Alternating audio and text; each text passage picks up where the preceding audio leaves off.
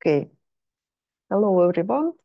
Today we have the lecture number 10, and I'm going to start this lecture with the usual question. Imagine that you are a young worker with high salary. What should you do with your money? And exactly, we're interested in next question. What can make money increase? Maybe you remember that it was this question was in the first hour lecture, and we considered the three possibility for investor. It is that investor can to put your money on your bank account. It was the first possibility. The second, to invest in risky asset, for example, stocks, and the third possibility to use the derivatives. All this is possible if the investor have access to financial market, yes? And in this question, we can answer that, yes, you can invest. But the riskless asset, no, for example, if you put your money on the bank account, that doesn't have desirable profit. But stocks are very risky. And the questions for today is how we can reduce the risk for investment. And let me explain this using the example. For example, you decided to invest and you consider two companies, company A and company B. And we have the historical statistics for the previous 5 years, or it can be, no, okay, years. And what we have returns for this company. No, you understand, yes? What it is, no, like interest. And you see, for example, that for the first years, the company A had negative return, but company B positive.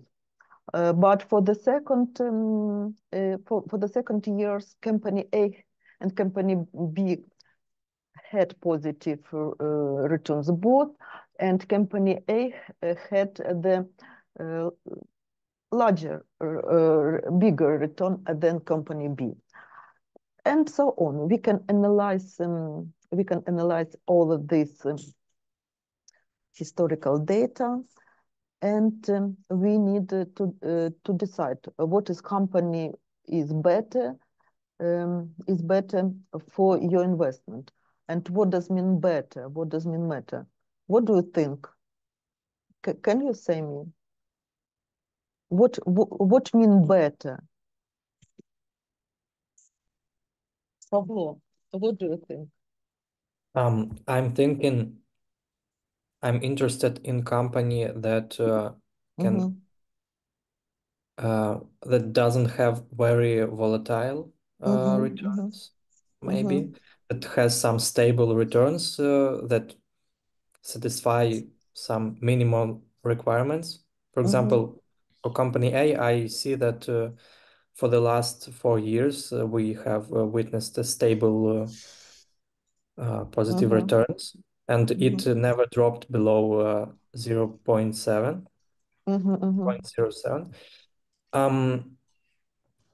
Okay, thank you. So really, you gave the analysis of this company.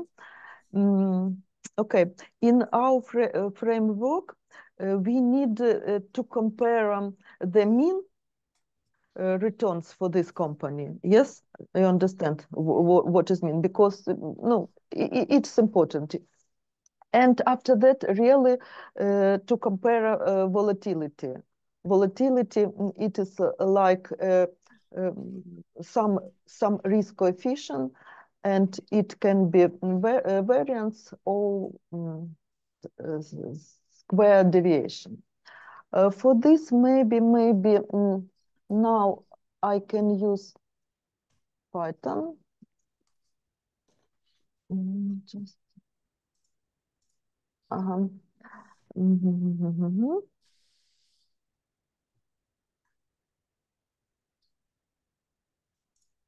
You see this, yes?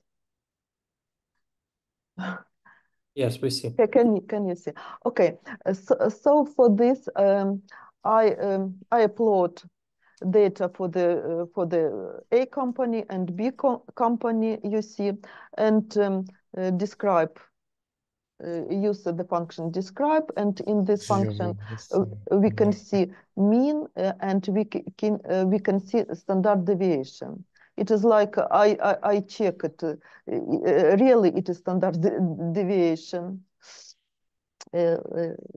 for this company. So you see that this number coincides, so it's really what I wanted. So, okay, and now I can compare the the means, for example, for company A and for company B. For company A, means is 0.134, but for company B, maybe for where is for company B? Okay, so maybe I can to do this. So this X describe and okay.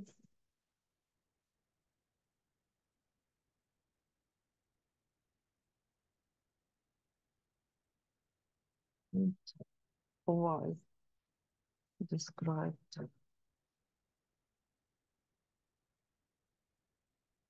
Okay, so for company A it is 0.134, but for company B the mean is 0.044. 44, yes. Yes. So the mean is more attractive for the company A. But what is about standard deviation? For company A is 0.22, but for company B it is 0.08. Okay, now we go back to the presentation. Go back to the presentation.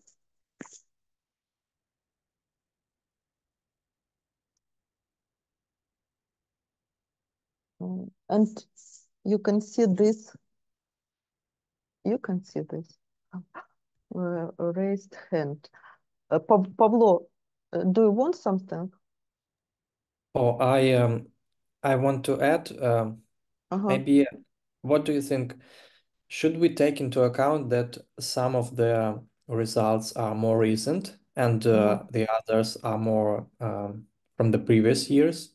And maybe the results, the returns that are more recent should be taken with bigger importance, maybe have a larger influence on our calculations than the results that were, I don't know, from the first years. You would like to take in account without the result for the first years? I'm actually thinking about the weighted average, where weights would be calculated based on the recency of our observations. For example, the fifth observation, the fifth year would have the largest weight, let's say 10, and the first year would have a weight of only 1. And maybe, what do you think? Is this a good practice to weight our observations like this? Mm.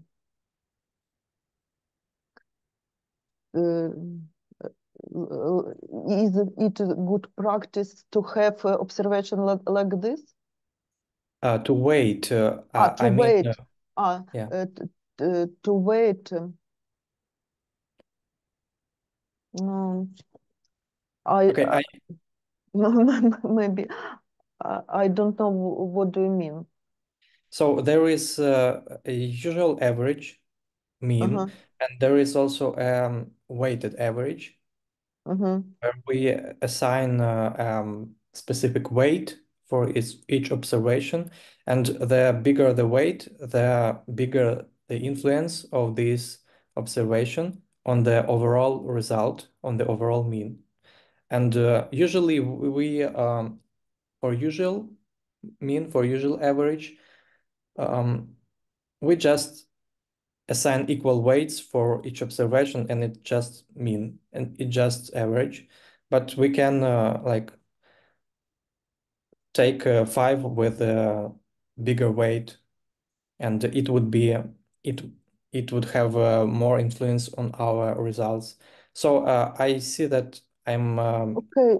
having problems with this. It's like your assumption, yes, about usual practice.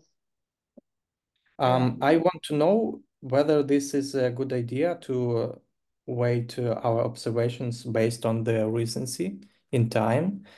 I did this as an analyst in on my job, and Okay. I'm Mm-hmm. wondering whether it's a good practice in finance. I understand.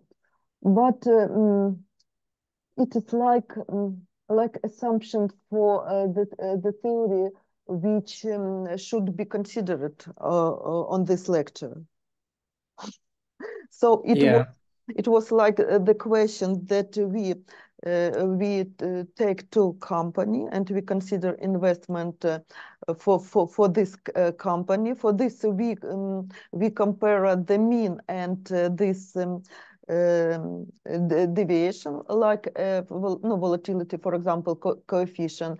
And when I ask you what is your choice, and no, you can say what are you the person? It is risk averse person or prone to risk. It is like to talk about all this, but today's theory will be about that.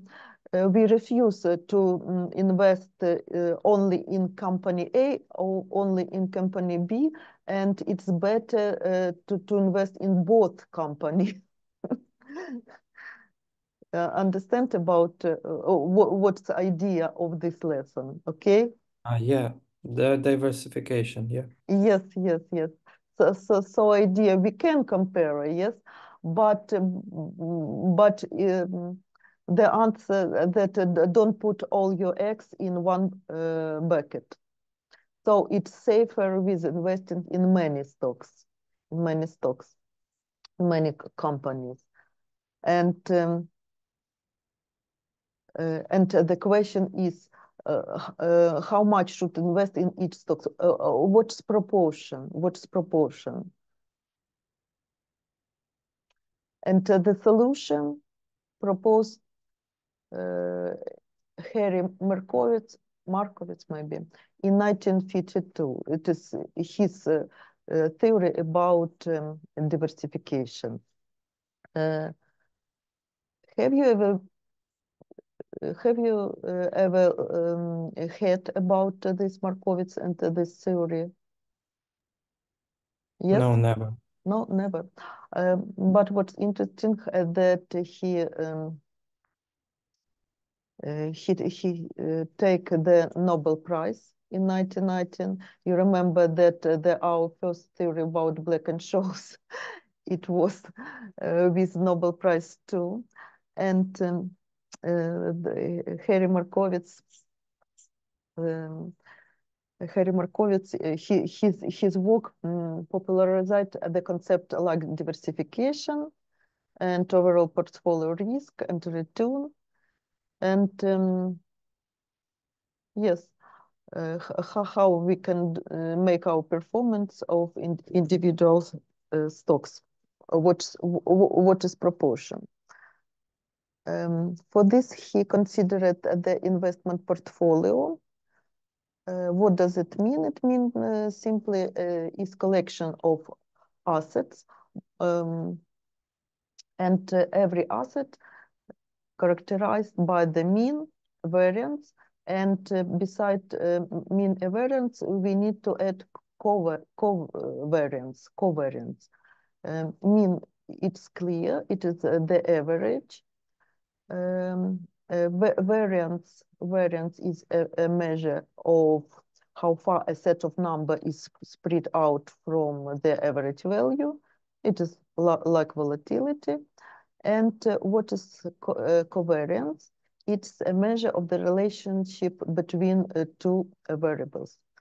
And it is really very important covariance between, maybe you understand that it is reasonable to have in your portfolio the different stocks. And for example, if the price of one stocks increase, but other stocks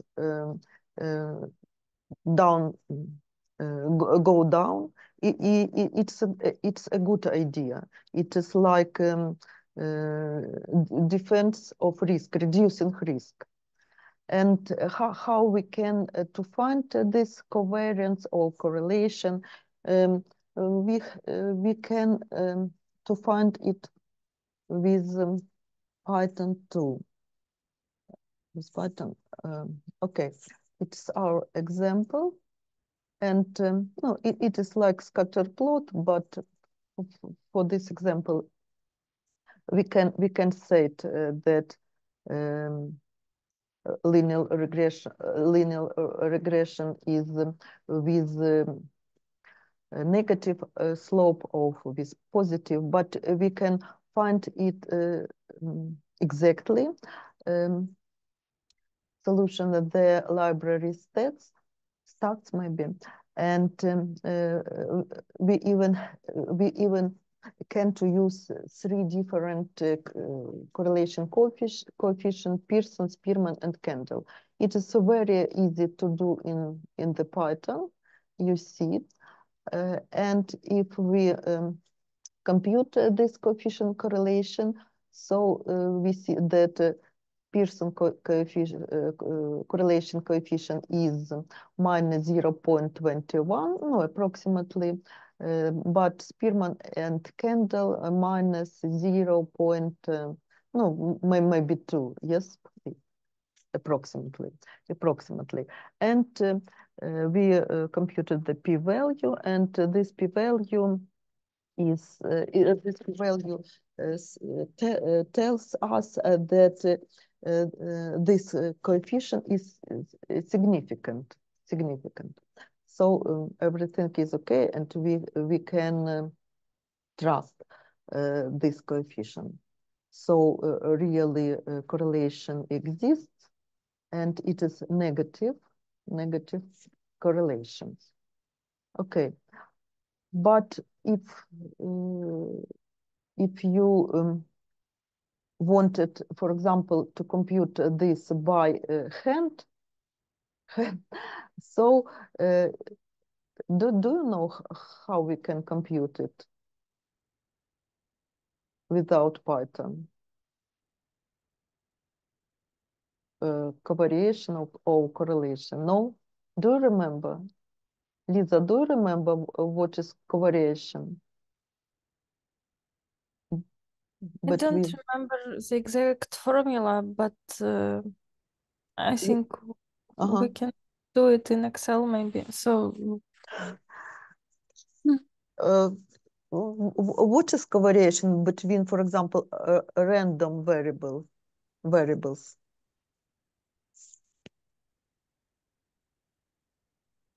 From theory of probability. Pavlo.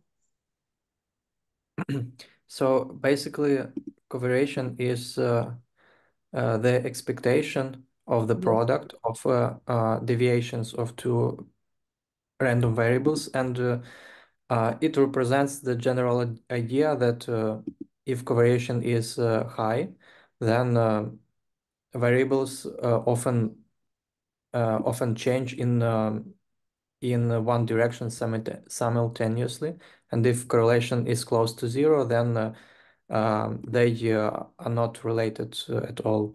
Yes, but can you say, for example, for this example, how to compute but yes, correlation or covariation? For example, covariation. So in order to compute covariation, the first step would be to find the means of A and B. Yes. It would be our estimate for expected value. And then we need to sum the deviations from that means. For example, we can dictate the deviation? Why deviation? We can't, after that, we distract from any this value the mean, yes? Yeah, that's what I mean by deviation. And repeat, please. Yes, it's correct. That's what I meant by deviation. The deviation, it is subtract. not this. Deviation, it is if what is deviation? So what do you mean? How deviation? I think this is different terminology in mathematics. Maybe. Use deviation for all possible kinds of differences between between the values of a similar kind. Okay. So I meant this subtract. Yes, subtract and after that to find the sum of product. Yes, product. So, for example, if it is already centered variables, centered, so from this we subtract the mean, and after that we just can compute the product.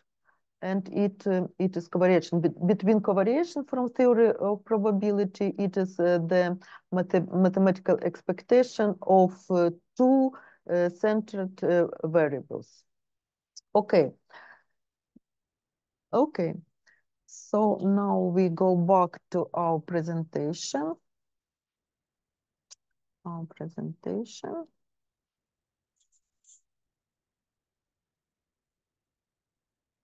Now we know how we can compute mean, variance, and covariance, at least using Python.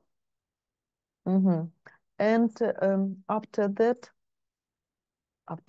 we can consider some terminology. So what is asset mean?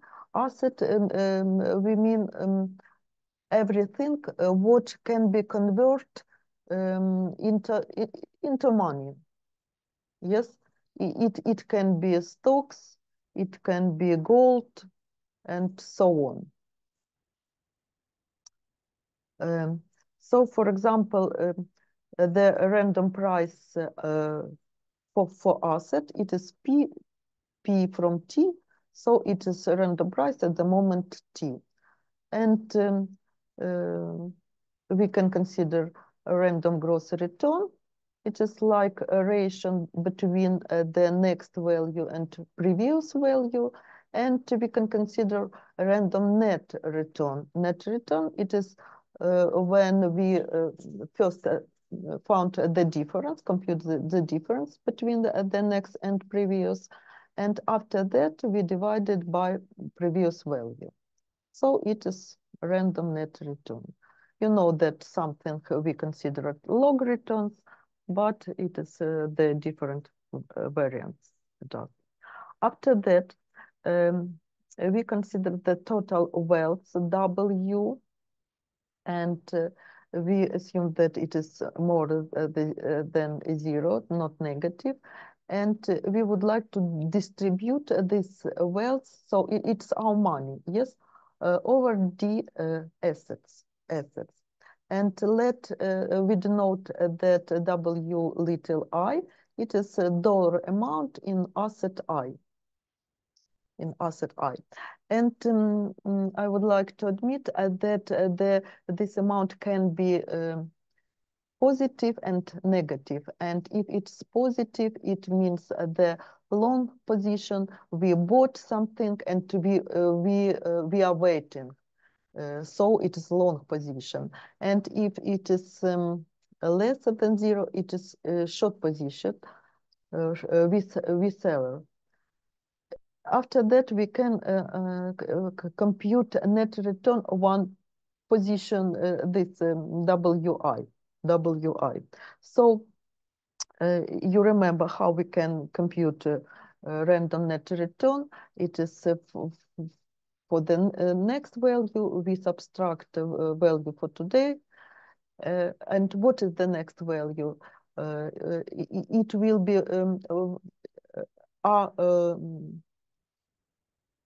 our capital. It is a random gross return.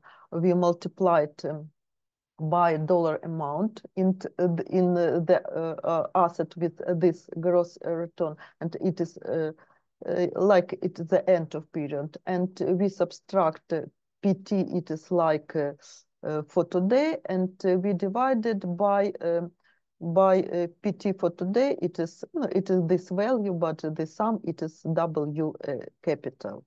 After that, we can bring this for the bracket, and in the bracket will be sum R capital minus 1, and it is R little. So net return on one position, it is like sum RIT, but XI. And XI, it is what is proportional, what is part of all wealth is on this return. And we need to remember that the portfolio vector, it will be like the vector of different value, but the sum equals 1. It's important. So it is, we continue to consider the terminology, and mean of asset returns, let be mu, variance of asset returns, let be sigma square, covariance, it is sigma IG, it is covariance between two asset returns, and we can write this like correlation.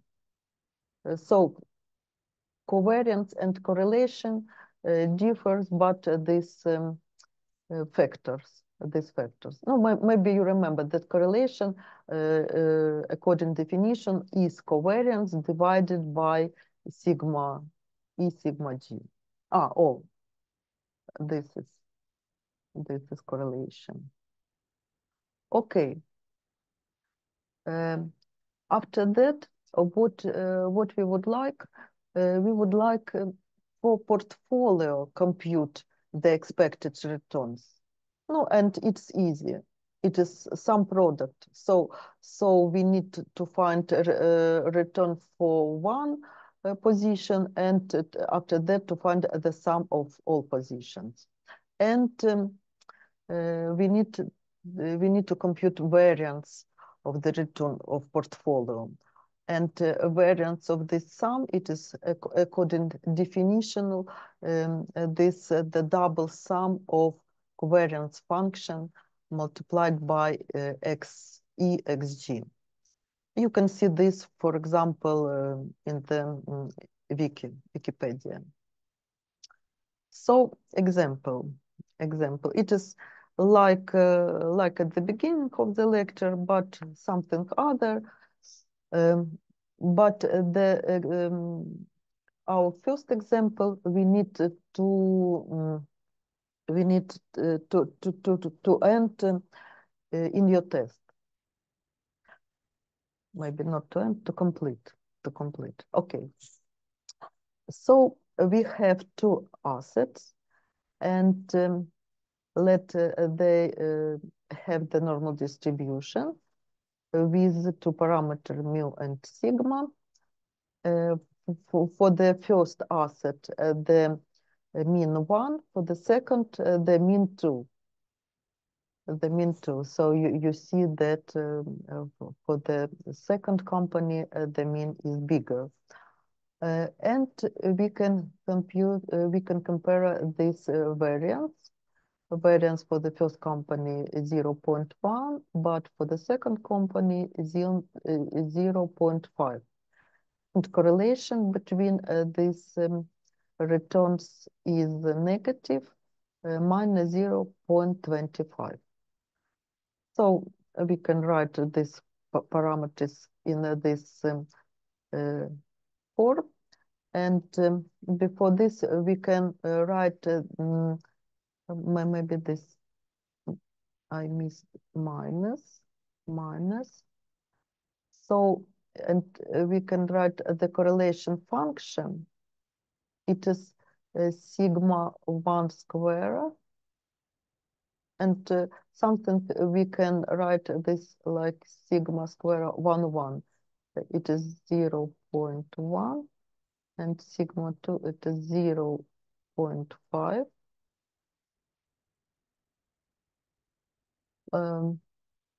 And this, it is, we write on this position.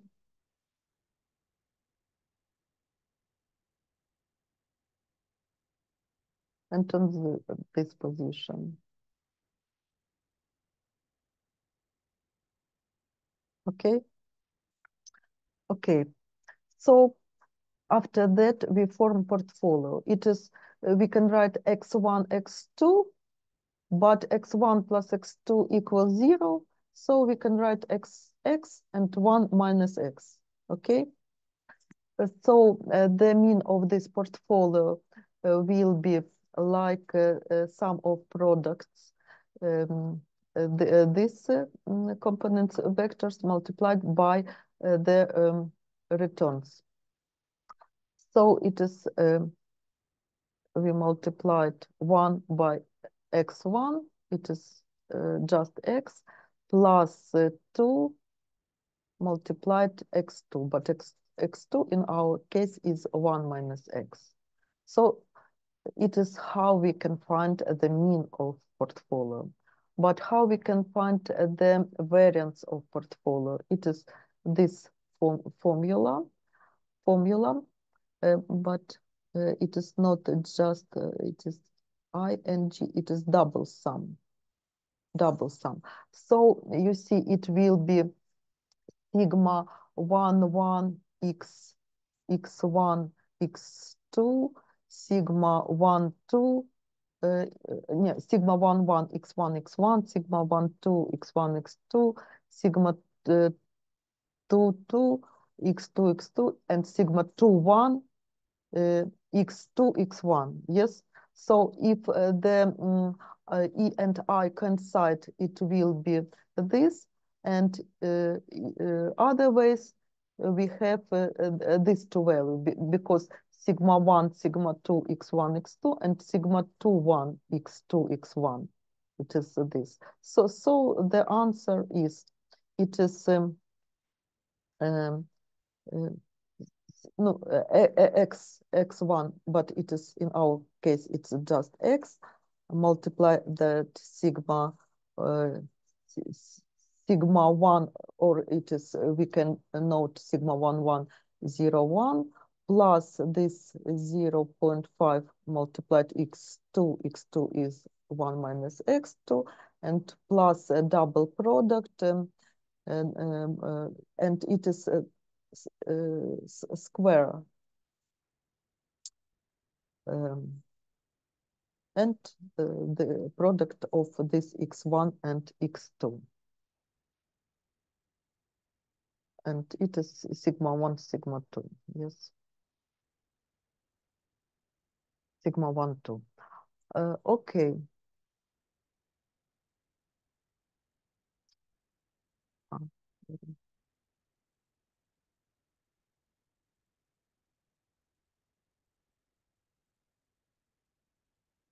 I need to clean my screen. So clear.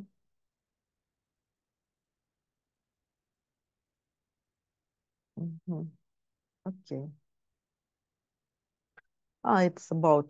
It's again about Markowitz. So according to his theory, to choose the best portfolio from a number of possible portfolios, each with different return and risk, two separate decisions are to be made: determination of a set of efficient portfolios and selection of the best portfolio out of the efficient set. And now we can consider all it. Okay, but first about the Markowitz theory about diversification, about that the diversification reduced uncertainty. Really, we can consider D assets, not 2, but D, 2, 3, 4. Yes, you remember. But we assume that the mean for the each asset is equal mu, and variance equals sigma, and we don't have correlation, for example. Okay. So now we form two different portfolios. One portfolio, it is like the first component 1, and the other components are 0. It means that everything what we have, we invest in asset 1. But the second portfolio, it is like equal investment in all assets. Yes. In the first term, 1 divided by 2, and the second 1 divided by 2, and so on. After that, we can compute expected returns of the two portfolios.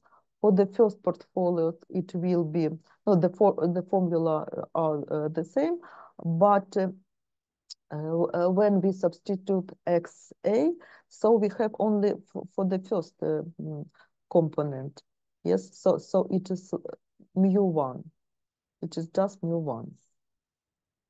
Mu1, no, multiplied by 1, and it equals mu.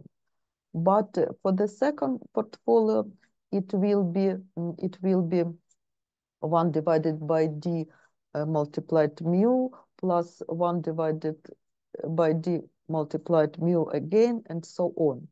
But the sum of equals mu e, mu1 plus and D times, you see that it is D multiplied mu and divided by D, so the answer is mu.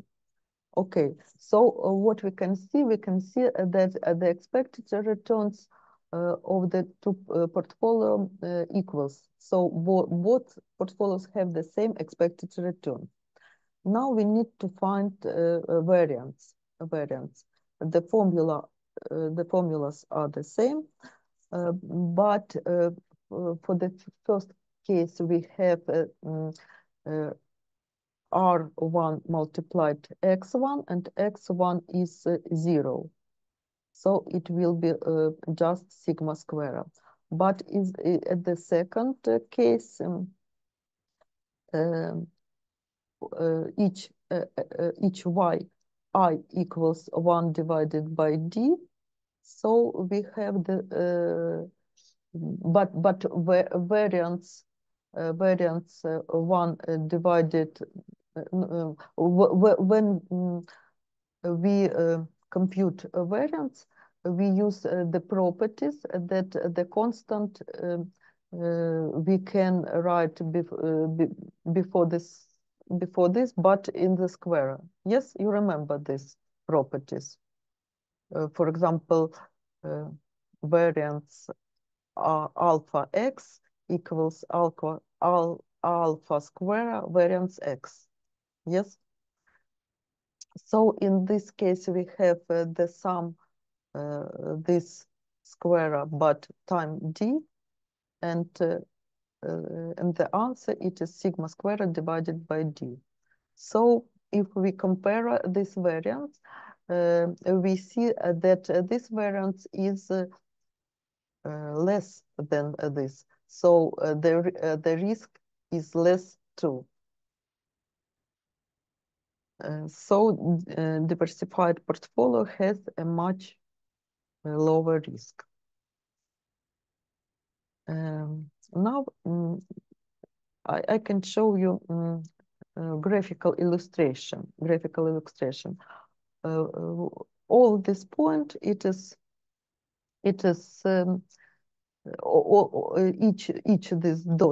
points dot represents a portfolio. So, for example, this the first coordinate, it is risk, but the second coordinate is expected return. For example, for this dot, the risk is maybe the same, but the expected return is more. Yes. So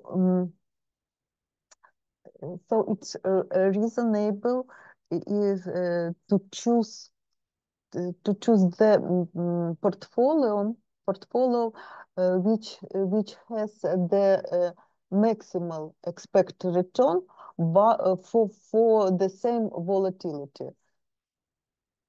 And and I mean that it all can be this point. Maybe on the second, you see, yes, it is all these dots. It means the portfolio too.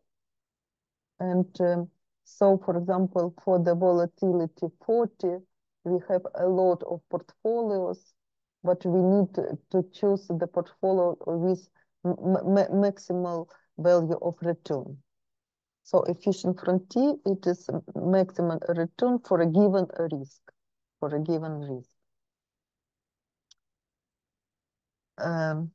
and maybe it's clear that that we can formulate the optimizations tasks, and it can be in three different ways. For example, the first task is minimize risk. So minimize risk. So minimize the sigma square. If the return more than some fixed value. Its value is called target return. So you see this conditional optimization problem. It's conditional optimization problem. Sigma square, its variance. Unit, it is this double sum, and this construction we can write like this. And we need to write the condition that the sum of the vectors of our portfolio equals 1. Okay, it is the first problem, how it can be formulated. But we can to propose other problem that we would like to maximize return, if our risk coefficient variance will be less than risk budget. This it is a fixed value of this variance. We called risk budget. And there are other formulation. It is like a linear combination between these two problems. Maximize mu x, what we would like, but minus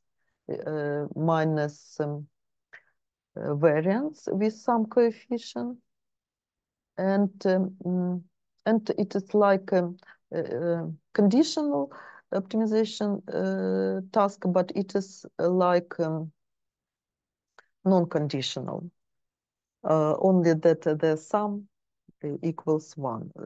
Sum of this coordinates equals 1. Okay, and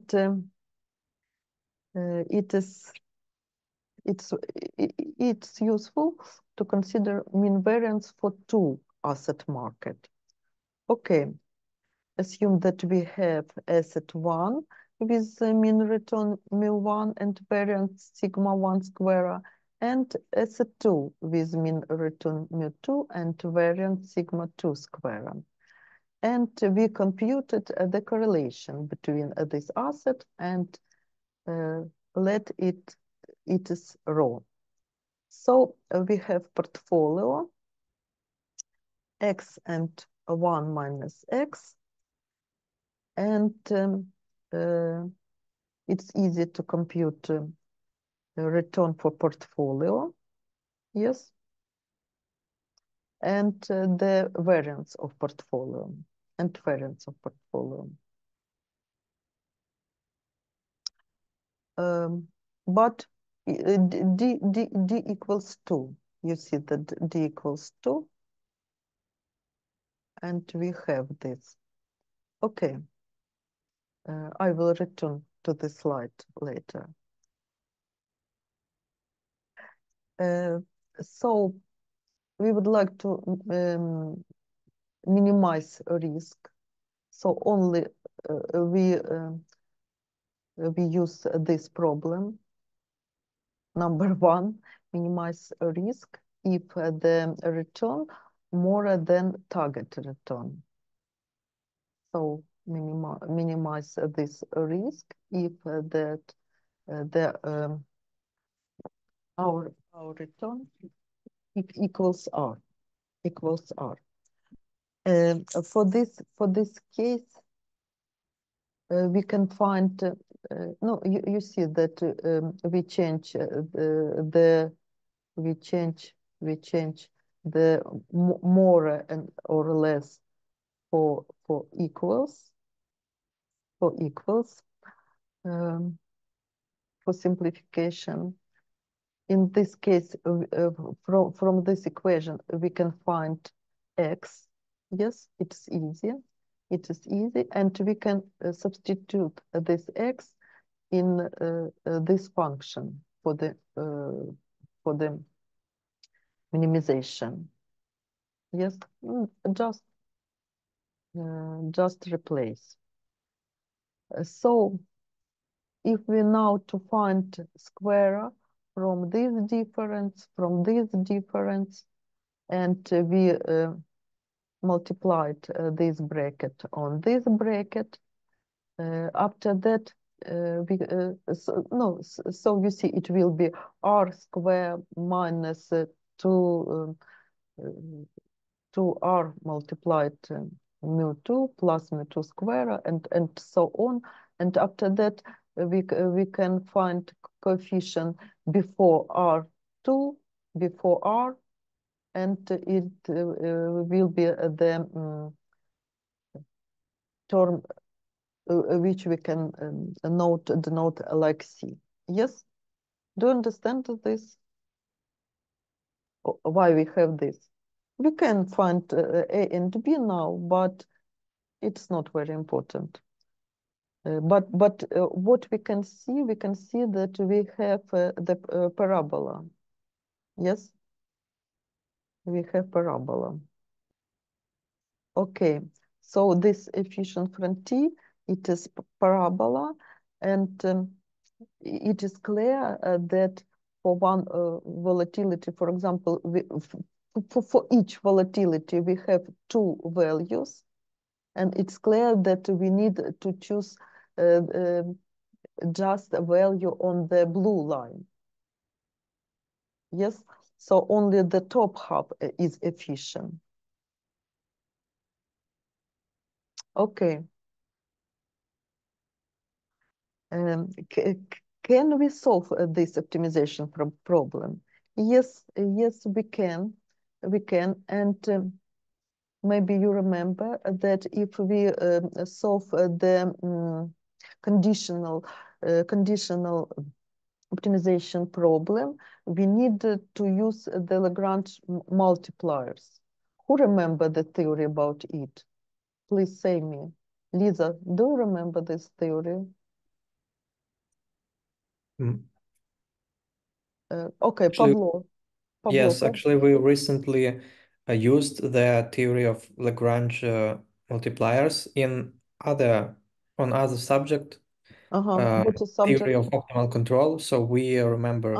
Okay. Okay, it's good. It's very good. So we have this function, yes, target function or aim function, целевая функция. We have this function, and we need to subtract this condition and to this condition with Lagrange multipliers. Yes. Okay, and after that we need to find minimum for this function, and for this it's like always like usual, we need to find partial derivatives, and after that they need equals 0, and we can get this equation. Okay, maybe I can consider this for the two assets. Two assets. It will be this, yes. Okay.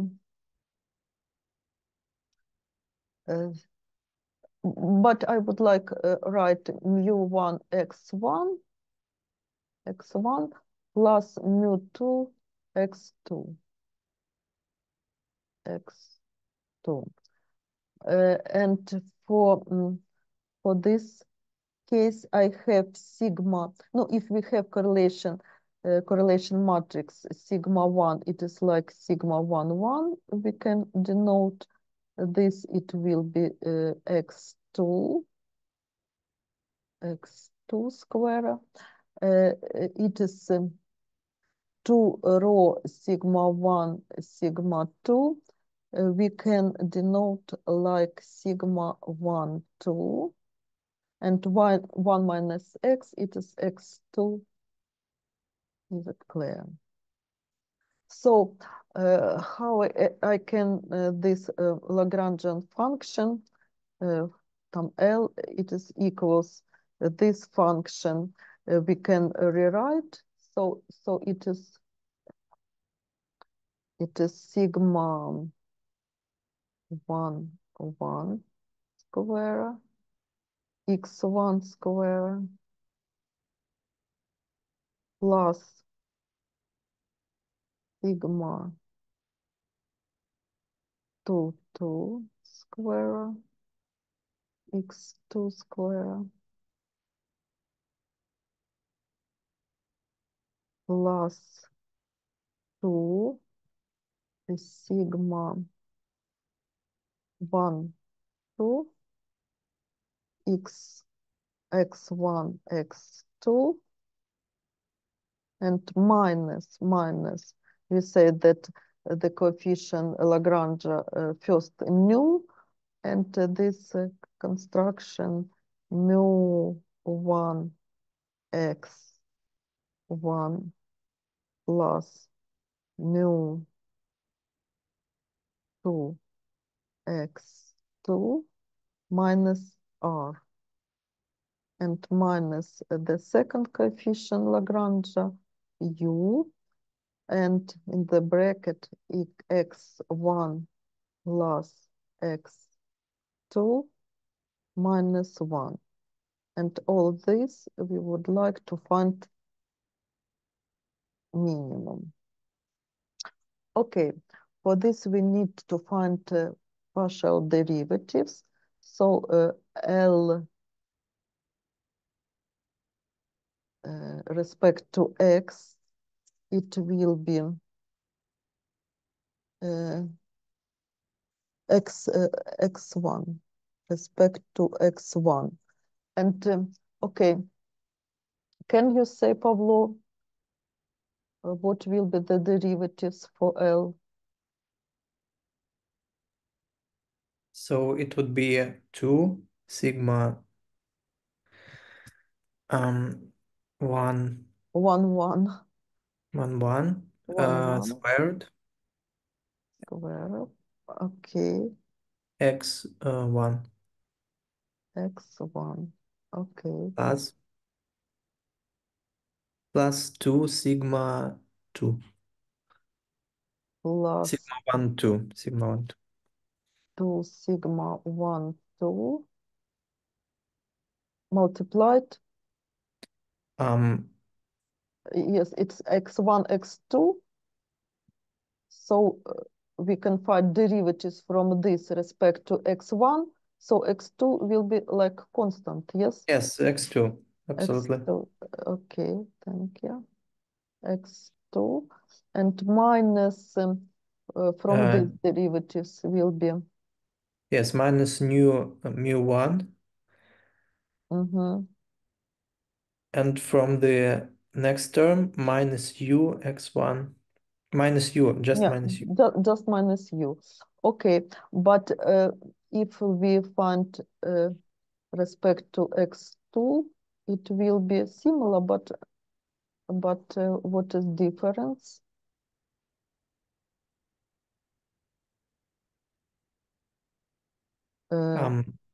This 0, yes? Yes. So the numbers, the indices Yes, will it change. will be 2 sigma 2 sigma 2, да? Yes. 2 x2 plus Sigma squared. Yeah. plus 2 sigma 1, 2 x.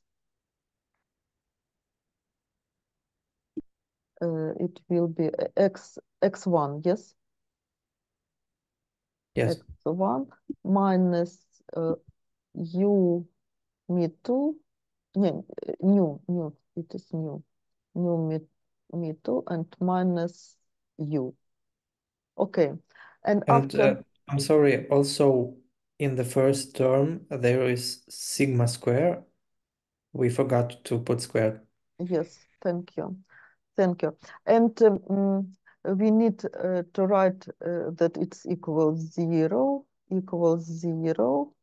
And after that, we can, in this system, we need to write the equation mu1 x1 plus mu2 x2 equals 0 and x1 plus x2 equals 1. But it is not 0, but r. Yes, it's target return r. Okay.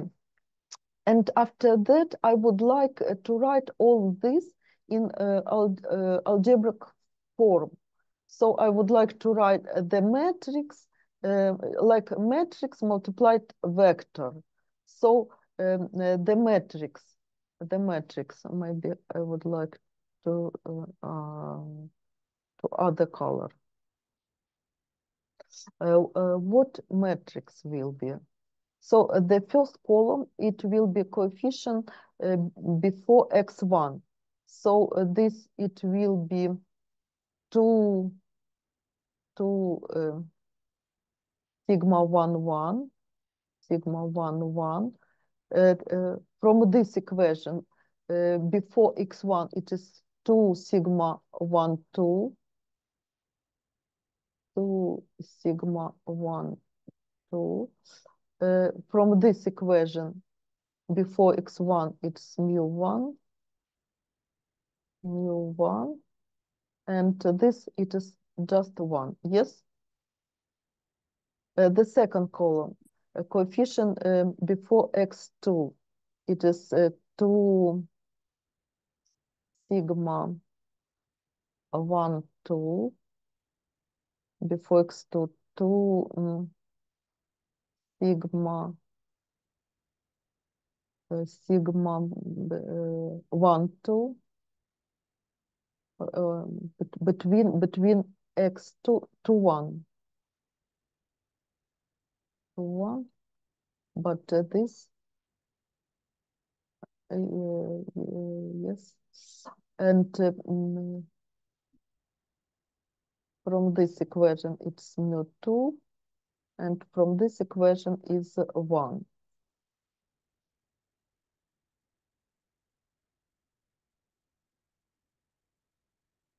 this it should be 2, 2. So maybe I'm mistaken. So the next column, it is the coefficient before this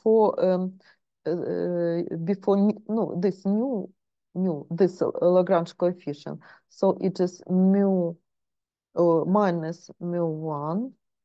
For this, it is minus mu2.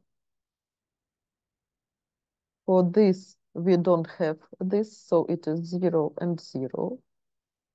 And this between before the coefficient u, so it is -1, -1, and 0 and 0.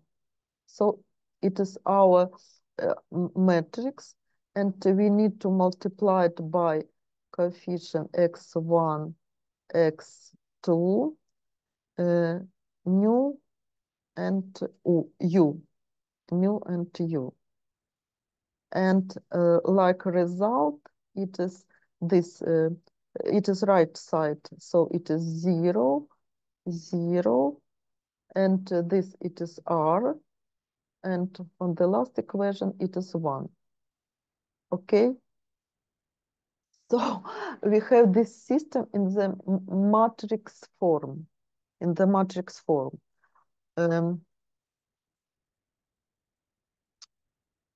I would like to show you how it is. Look at this. Yes, if we have D assets, so 2 sigma 1 1, 2 sigma 1 2, and mean minus mu1 -1. Yes, no, everything like this, mu1 mu2 1 1 1 2, all this and all this. So I needed this for understanding.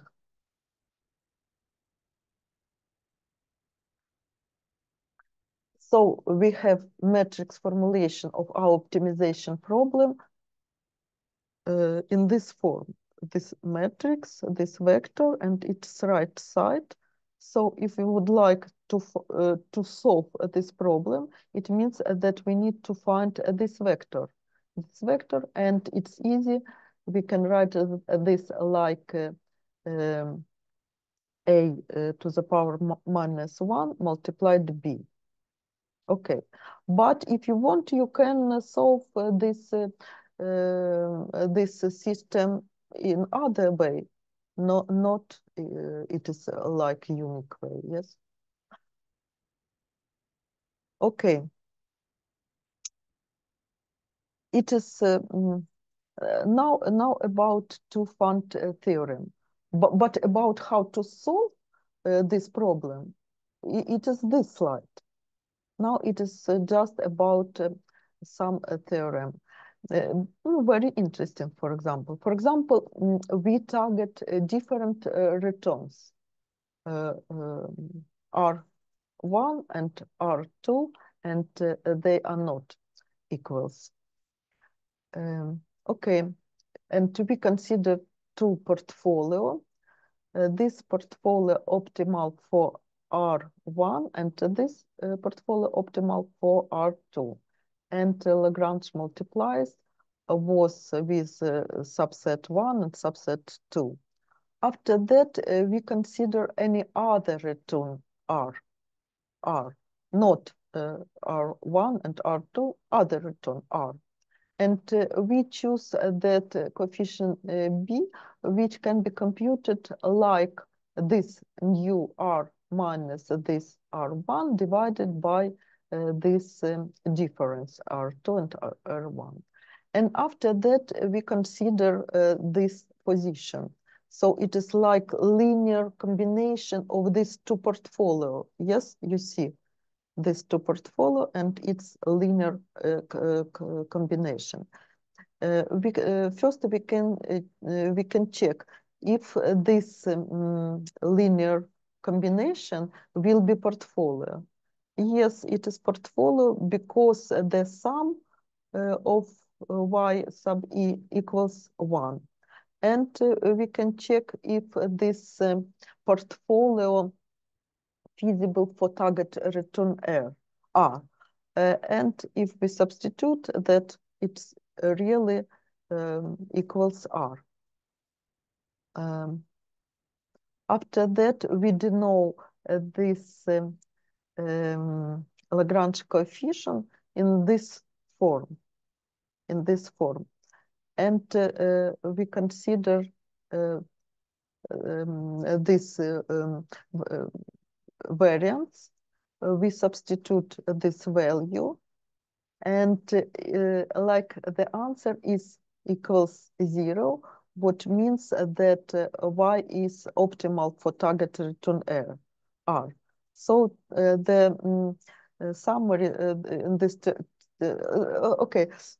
this theorem states that all efficient portfolios can be constructed but diversifying between any two efficient portfolios with different expected returns. So if we construct the one efficient portfolio and the second efficient portfolio, so we can construct it all other efficient portfolio. And now about the efficient frontier. If we consider the optimal portfolio for target return R, so it is what we assume. It is yes. So and if we find the sigma square, substitute all this, but we see that it will be parabola 2. Yes, only this, it is like a double sum, but anyway, it is really parabola, like in the case when we have only two assets. And now it is the practice part of this lesson, how we can compute, how we can find the Markowitz portfolio in Python and in Excel. So it's a link for how we can find this in Python, and we can find this in Excel too. For Excel, I would like to say that the way is similar, but it's easy for me to explain using Excel. For example, we have three assets, three kinds of assets.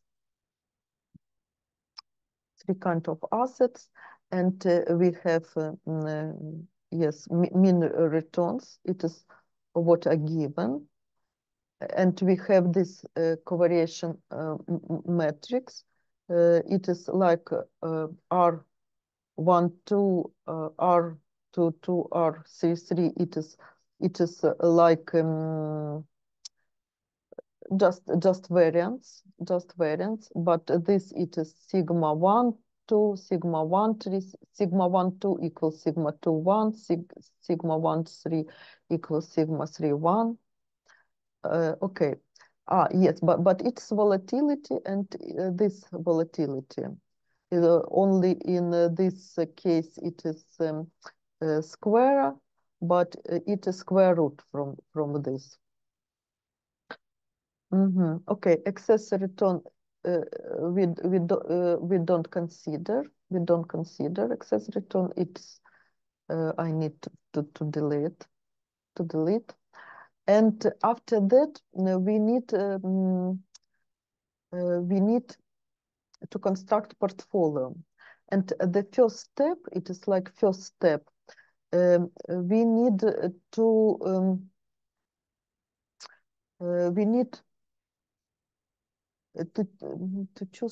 choose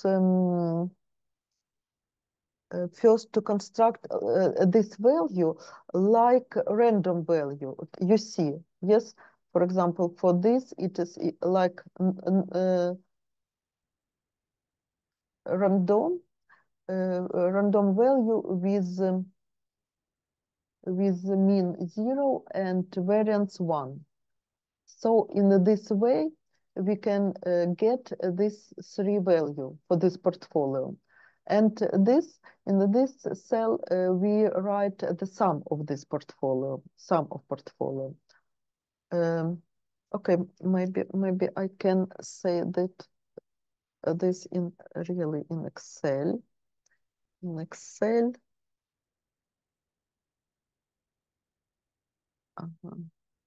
Just minutes, it can be maybe in Excel.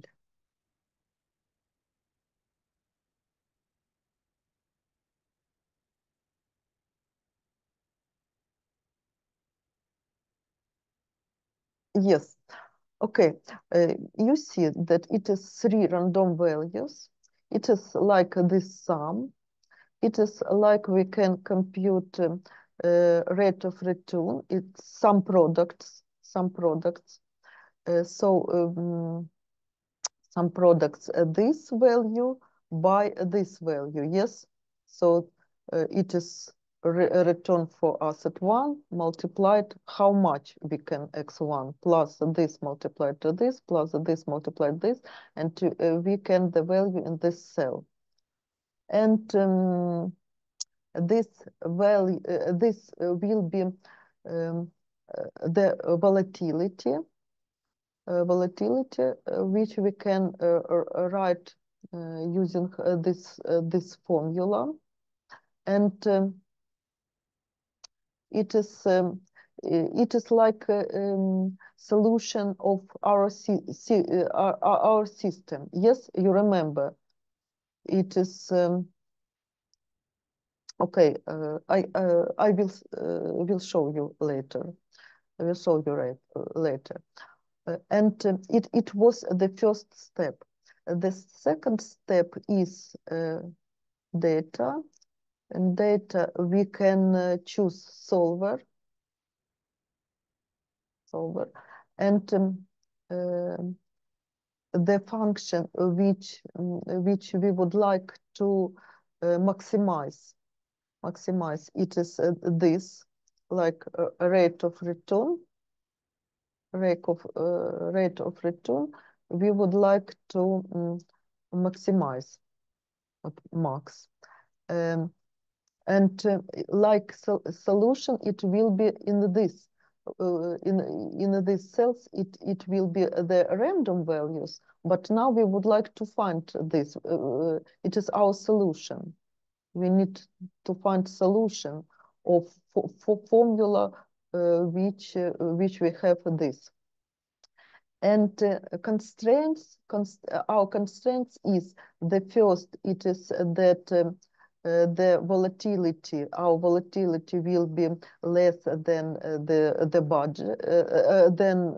budget volatility, or target volatility. No, it is like just terminology. And the second, it is that the sum of components of portfolio equals 1. Okay. Okay, and we solve for this. Okay. Maybe something wrong, I don't know. You type 1 plus R, you type no rank. There is a problem with this formula.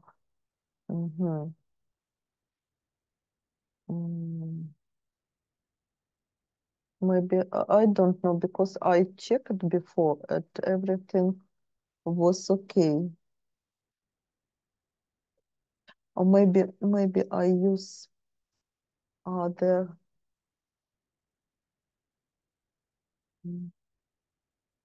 Maybe I use other list. Excel. I have two. Maybe this I tried.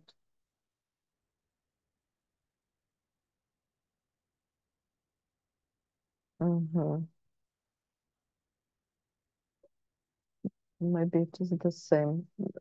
So look. Maybe not copy, but this.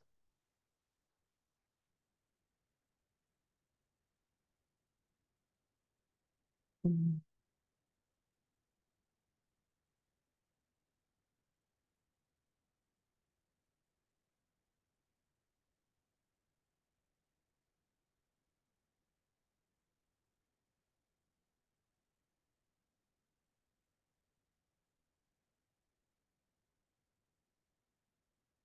Oh, okay. It's strange, but I cannot quickly to find what is wrong. Okay.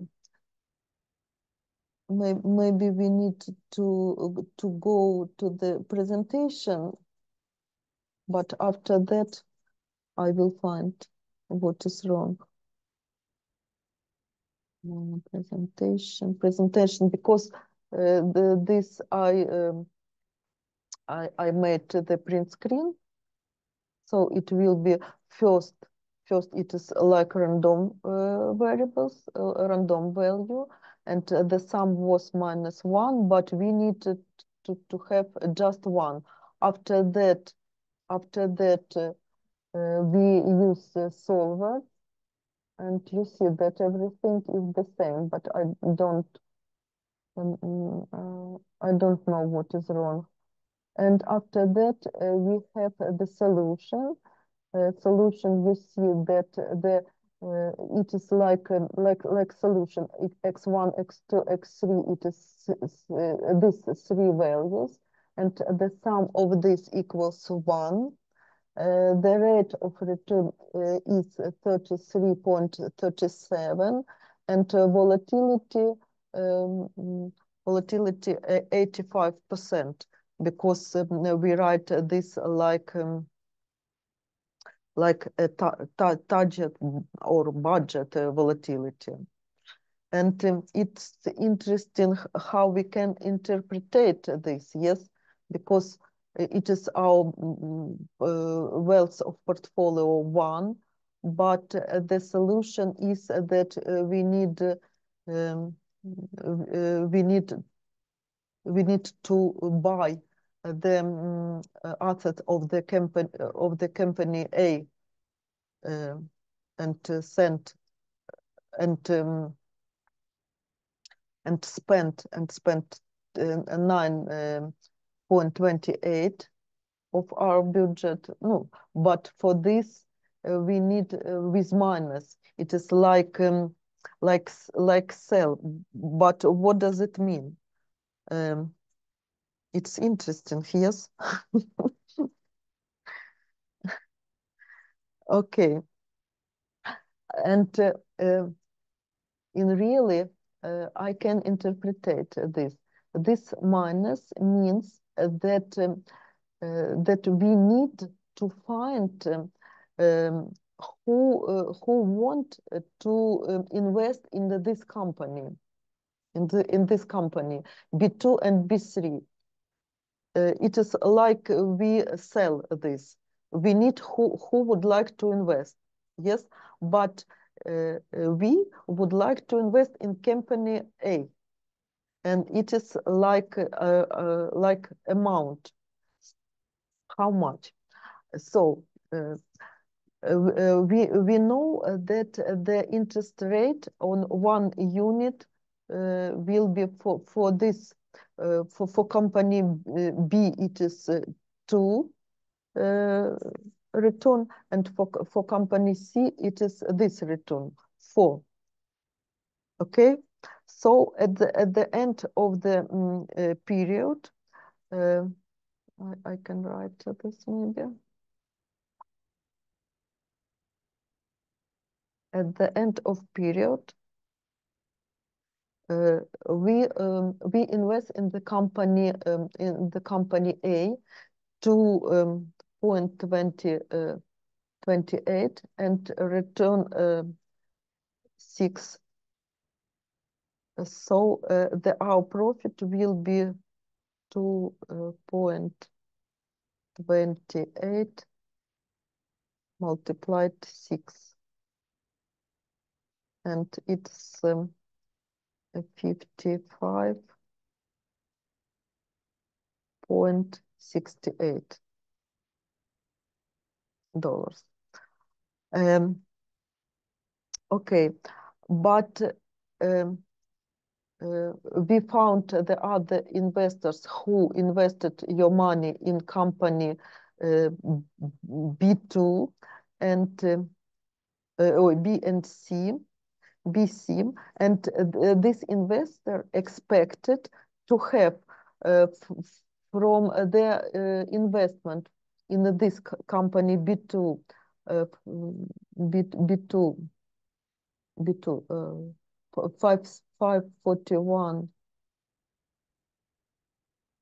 other investor, 41, and how much multiplied to it is how much return. So they expected to obtain 10,082 from company B and 2.787 multiplied 4, it is 11.48. So this investor expected to get these subs because they invested this sum. Okay, so they expected to get some 33.37. So if we invest in this company and have this, so 55.68 minus this, and it minus it's not 33, it is 22 and 3, this 10 plus 11, 22, yes, and 55 minus 22, and it will be this our rate return from portfolio, but how it's possible? How it is possible? It is because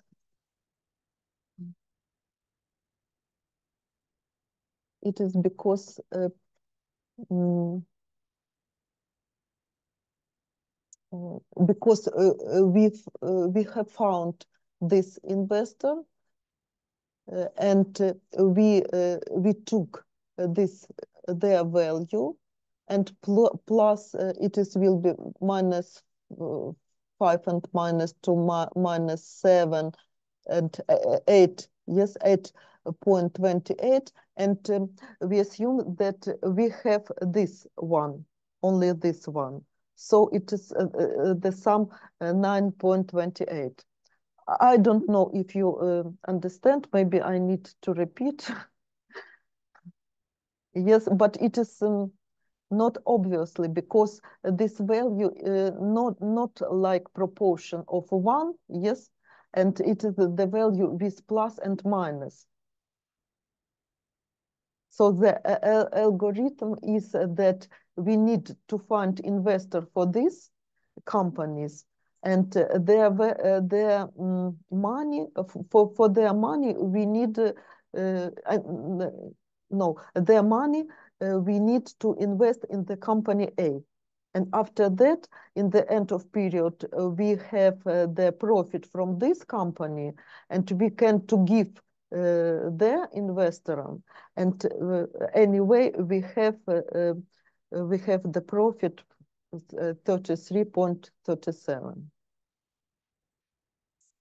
Okay.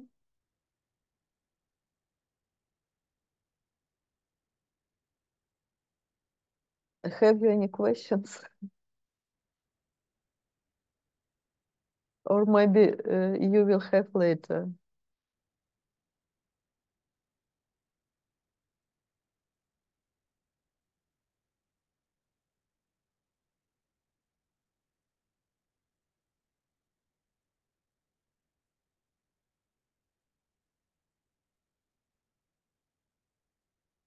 Okay, and that's all.